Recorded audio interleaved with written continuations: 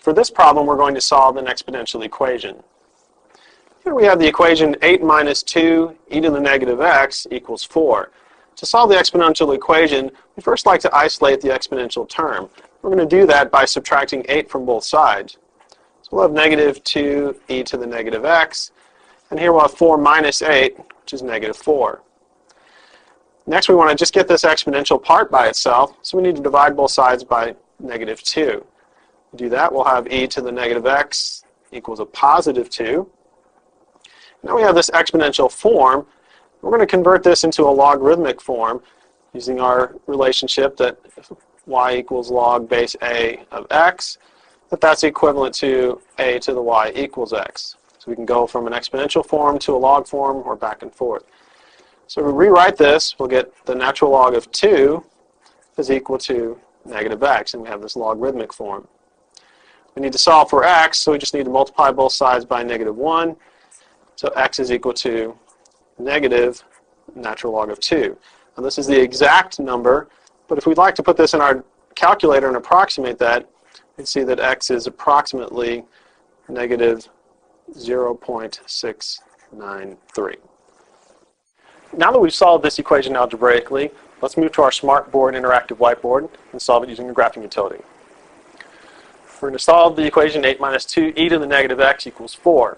Since we have expressions on both sides of the equation, we're going to enter the left side as y1 and the right side as y2. Go to our graphing calculator, hit our y equal to button. In y1, we're going to enter that left side, 8 minus 2 e to the negative x, close parentheses.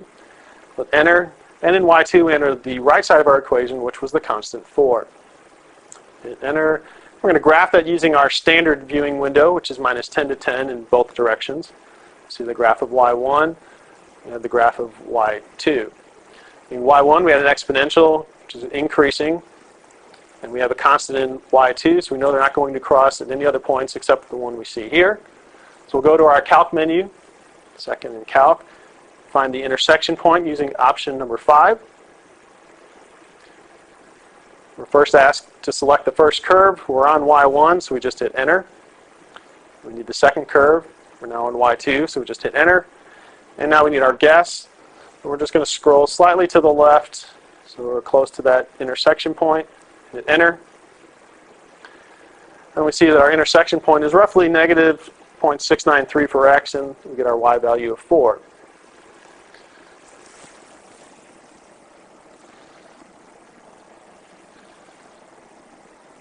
So using our graphing utility, solving this equation yields an x value of negative 0.693, so our solution set